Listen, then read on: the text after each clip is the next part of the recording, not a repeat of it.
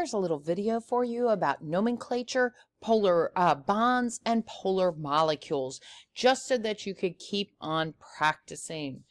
What I would suggest as you're watching this video is that you go ahead and get out a periodic table of electronegativity, because you're going to need that, a paper and a pencil, and that you be prepared to pause the video, even though it's a pretty short video, a couple of times. Now, if you just Google table of electronegativity, you'll find one. The one that I have, and there can be slight differences, so that's the first thing that you should know, has fluorine with an electronegativity of 3.98. We know that fluorine is the most electronegative element on the periodic table and often listed with a electronegativity of 4.0. So just some minor little differences there that that you may see. All right, so let's get started. Here's our polar molecules, our nonpolar molecules, as you can see. All right, so how about HI? Can you draw HI and then figure out if it has a polar bond and if it's a polar molecule? So great, and of course its name. So great time to pause the video, and then we'll take a look at each of those things. All right, so how did you do? The first thing that I did when I was taking a look at this is I was like, okay, well, first I've got to figure out valence electrons. So I know that hydrogen has 1. Iodine, of course, is a halogen, a group 7 nonmetal, so it has 7. So I come up with a total of 8. So as I'm drawing my Lewis dot structure, I'm trying to make sure I'm showing all 8 electrons. So hopefully you came up with something that looks like this. And here, of course, is our structure. I see 2, 4, 6, 8 electrons. And now does everybody have, each atom have what it needs? Hydrogen only needs a duet, and it has it. Iodine needs 8, and it has it. So that is good to go. Now, is this a polar bond? How are they sharing their electrons? Well, in order to, and of course the name, hydrogen monoiodide, of course. And so now what you'd have to do is look at the electronegativity values. Maybe you've already done that. And so you know that we're looking at electronegativity difference of 0.56. So now we're getting closer to 0.6. So I would definitely call this a polar covalent bond or a polar bond. That iodine is pulling those shared electrons. They look like they're shared evenly, but actually, and we can go ahead and draw this arrow, which we call a dipole moment. The electrons shared are here, but they're being pulled closer to iodine. As those electrons are pulled closer to iodine, they have that negative charge. So that's going to make our iodine slightly negative, leaving our hydrogen slightly positive. And so as that happens, of course, because of the shape of the molecule, it is a polar bond, and so therefore a polar molecule. And so this could be what that HI looks like, where iodine is pulling on those electrons more. And of course, as we're taking a look at that shape, you should also be thinking about the shapes of these molecules. And of course, this shape is going to be linear. All right, here's another one for you to try. So great time to pause the video and go through each of those steps again. All right, so how did you do? Of course, first I'm going to have to come up with a formula to figure it out. And then, of course, looking at our valence electrons. So I know 24 valence electrons. And so I'm going to put boron in the center. Now I know that boron does not get its full octet here. Then I'm going to put chlorines all around it, like such. So that's, now I've used 2, 4, 6 valence electrons. And then I'm going to give chlorine its lone pairs, 2, 4, 6. Now that chlorine has its octet, 2, 4, 6. So now I'm looking at having used 12. And so I often like to keep track of those. So 2, 4, 6, 8, 12, 14, 16, 18. Of course, this bond is 20, 22, 24. Ah, so perfect. I've got it done. And so what would be the shape of this molecule? And how about its polarity? Boron and chlorine. So there's its shape, which is going to be trigonal planar. And so how are they sharing their electrons? I see chlorine with an electronegativity of 3.10 and boron with an electronegativity of 2.04. So this bond right here is going to be polar. These electrons are going to be pulled more towards chlorine, making these chlorine ends of this molecule a little bit negative. But as those chlorine ends of this molecule are a little bit negative, is this going to be a polar molecule? Well, as I'm looking all around, I'm only seeing negative charges, and so it is not going to be a polar molecule. It is going to be a non-polar molecule. All right, now that we've practiced some structures, and of course this shape is going to be trigonal planar, so it's going to sit flat in your hand. Let's see if we can go ahead and practice some naming following the IUPAC rules for naming and figuring out if the bond is ionic or covalent. Of course, it's best to figure out if the bond is ionic or covalent first because our rules for naming ionic compounds are different than covalent compounds. All right, see what you can do.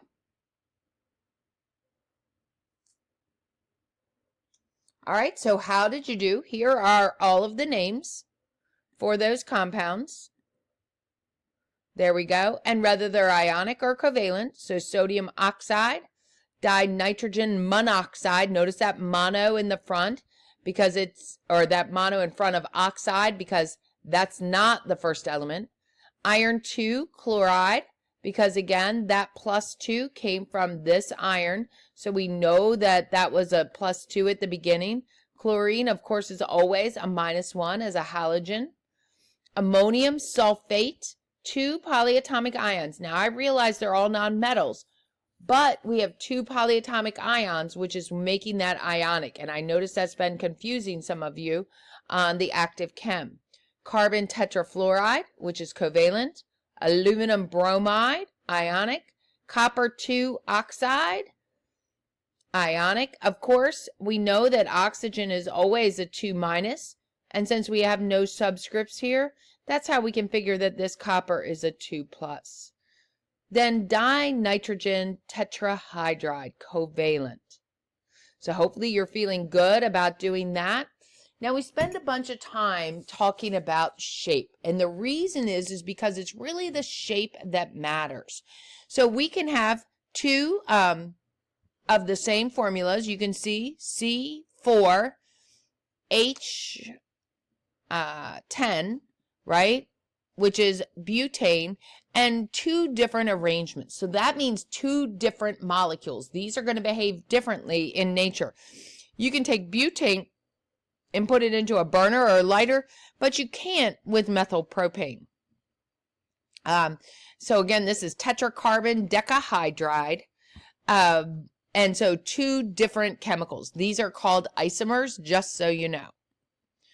All right. And so again, as we're looking at these shapes of molecules, like I said, that is what matters.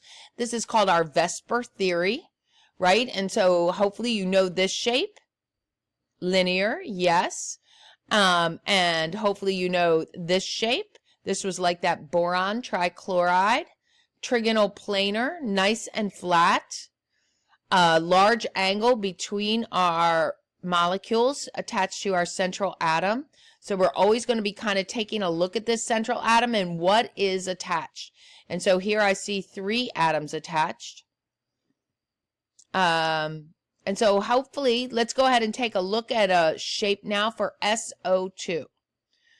So what would be the shape and polarity of SO2? Great time to pause the video. All right, so how did you do? Did you come up with something like that? because as I'm looking at it, I'm looking at 18 valence electrons, right? And so in my center, I put sulfur. And so as I'm drawing it, I might draw it like this with those oxygens off to each side. And now I've used 4 of my valence electrons, excuse me. And so I have 14 left to go. So I would have to go 2, 4, 6, 8, 10, 12, 14. And now let me check to see if everybody has its octet. And not everybody does. So I'm going to have to turn one of these lone pairs into a double bond. All right, and so once again, we're going to be taking a look at what's attached to our central atom. I see 2 other atoms. Of course, one of them is going to be in a double bond, but I've got a lone pair up at the top. So 2 atoms and a lone pair. So that shape is going to be bent shape molecule. And so this is a nice little chart that I use to figure out the shape of my molecules. It just takes a look at what is attached to your central atom, how many atoms and how many lone pairs. And of course, our trigonal pyramidal, so you should kind of commit that to memory. That's our only shape that is always polar. This is a great website. You can click it from this link right here. A great website to practice with the shapes. It's also in your textbook as well. And so, hold on, because we just drew that one. Sulfur dioxide. All right.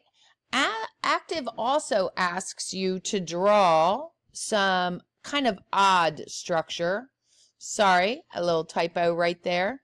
Some odd structures like this one, BeH2. And so as you're taking a look at that and trying to draw that structure, they're kind of pushing you out of your comfort zone. You're going to probably get something kind of like this. And that's because Be is a group 2 metal, so it's only going to have 2 electrons, plus 2 from the hydrogens, because we have 2 hydrogens, so that's 4 valence electrons. So that is it. So we just have 2 atoms attached to our central atom. And so this shape would, of course, be linear. So one of the questions that it asks is this molecule polar or non-polar? So once again, as always, I'm going to look at my electronegativity values. And I come up with a difference of 0.53. And we know that 0.5 is like kind of right on that border. So for this one, being closer to 0.5, I'm going to say non-polar. And that is also what Active Chem says, is non-polar. Another question they ask, is this the structure for H2S? And so as I'm taking a look at it, I first got to figure out what is the structure. So first, I'm always going to look for my valence electrons. So 2 plus 6, because sulfur has 6, so that's 8, right? So then I'm going to look at this structure. So here's 2 and 4. That's where I'm always going to look first. But hydrogen doesn't need any more. So I know that that would be wrong. 2, 4, so 6, 8. So that's going to get me to 8, which is what I have for my 8 valence. I need 8 valence electrons, and this is showing them now that I've crossed off those 2. And so you're going to need to be able to evaluate structures like that as you're going through Active Chem. If you need to practice polarity, if a molecule is polar or not, this is a great website for that. Now it jumps right ahead to not looking at bond polarity and just looking at molecule polarity. And that's probably a great place for us to stop this video. I'll send you another video about chemical reactions.